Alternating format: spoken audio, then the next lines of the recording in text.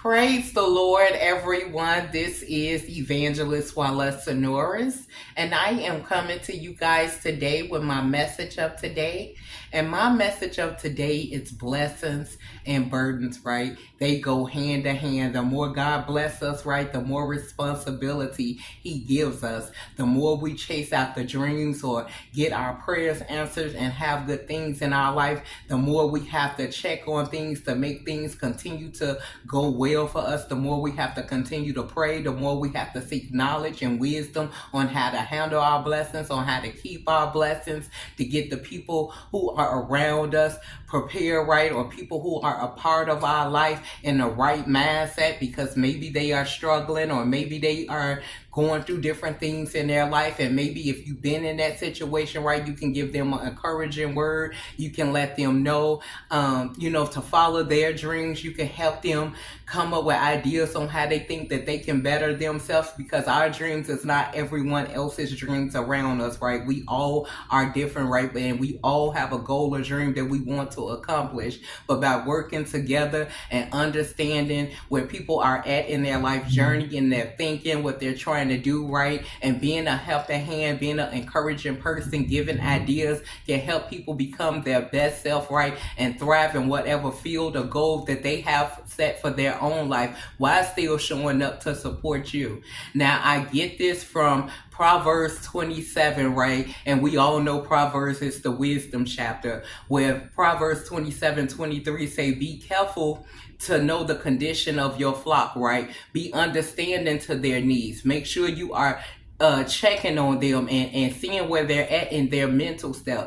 And that don't mean that you have to be in business or ministry, right? Whatever position you are in, whether you are a big sister, a big brother, whether it's marriage, whether you have kids, right, or maybe you in some type of career, right, you can't always assume that everybody is okay or they are their normal self. Eventually they start giving off signs, right, that things are not going so well, maybe in their actions, right? Maybe they're doing things or saying things that they wouldn't normally do, or you don't expect for them to do, right? That's letting you know that they are struggling, right? So sometimes you have to observe and see if they are continuing to do good, to congratulate people. Hey, I see what you're doing in your life. I thank you for the things that you're doing, or I thank you for showing up for me. I thank you for whatever you're doing, right, for me or for us as a family, as a whole, or what we're doing together. But if you seeing them going off course, they're not being the same, right? They're always sleeping. They are not motivated. That means that something is going on in their mental health. Maybe a situation has happened.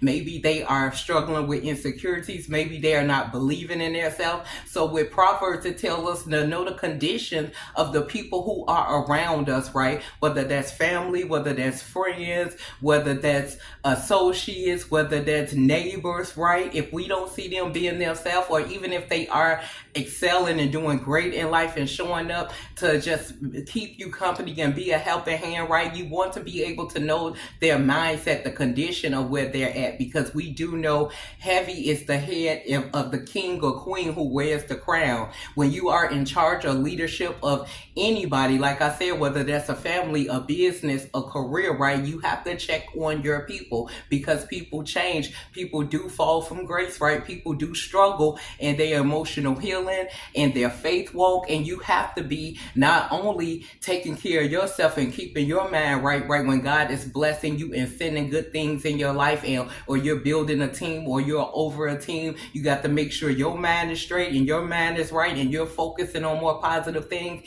and bringing more ideas and just different ways to do things that will bring a positive outcome for people to compromise and work together and bring a peaceful outcome, right? But if you are the leader, right, you have to make sure your flock, the people around you, are okay and you guys are all on one accord. Even if you don't agree with how they go about doing things in their life, right? But if they are doing more positive and setting goals, you want to encourage them in those goals. You want to let them know, I believe you can do it. You want to congratulate them when they are setting goals for themselves to go higher, or even if they're bringing goals and ideas to what you are planning on doing, or what leadership position you are in, right? You want to know the condition of the people around you.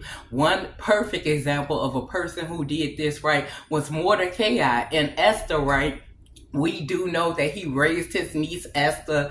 They were secretly the people of God, and nobody around that knew that because they lived a poor life, right? They was quiet people, they was helpful people. But when the king at the time was getting rid of his rebellious wife Vashti and was looking for another virgin queen, right?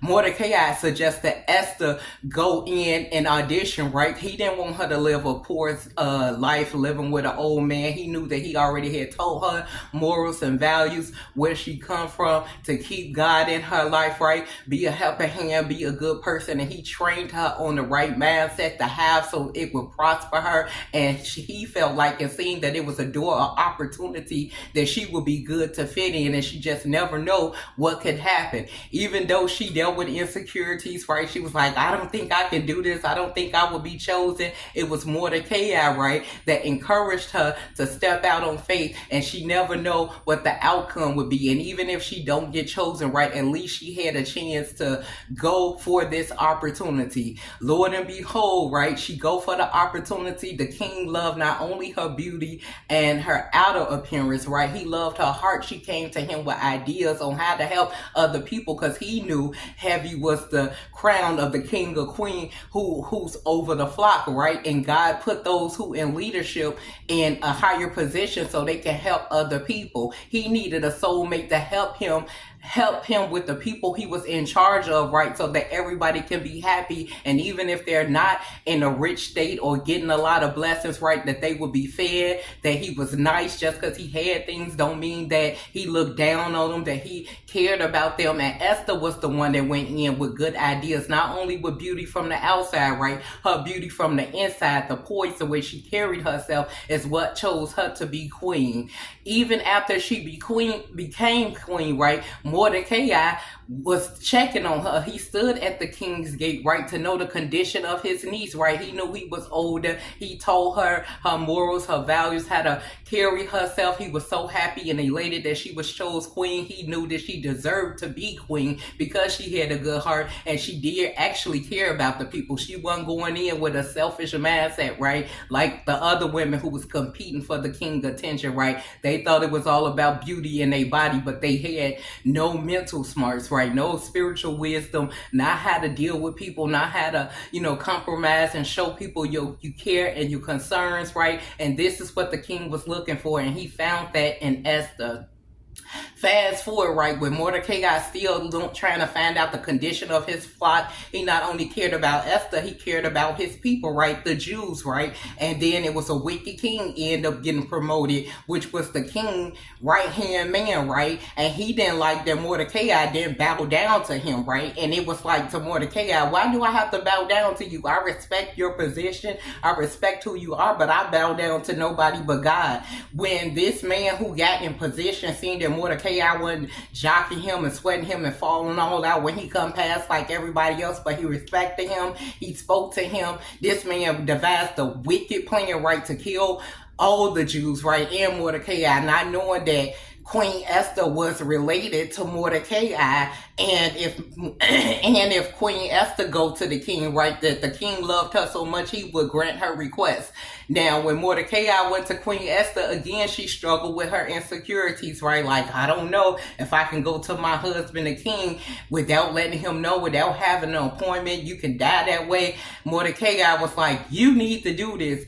Who knows if you have come to the kingdom for such a time as this? So when God put us in leadership, we are in a leadership position for such a time as this. It's because we are needed. Our talents, our gifts, our loving personality, right, our compassion, and sometimes our boldness, right, to let people know that they are wrong, or it's certain things that we're just not going to do or put up with, right, or just to be a helping hand, or to tell people I understand, or I'm praying for you, or to show up for other people, right, or come together to create something awesome. So you just never know the condition of the people around you unless you are looking after them, checking on them, talking with them, right, just to see what come out of their mind. See, see out of their mouth, right? See what they're thinking, because people always to show who they are by what they say out of their mouth, right? And I'm not saying they're gonna always be positive, because we all have our negative moments, right? Or when things don't go right. But for the most part, you're not gonna be always negative, right? Always planning some crazy stuff to do to somebody else or to how to bring somebody down. That's when you know that the condition of your flock needs to be worked on. You got to work on that person's mind to help them see a better way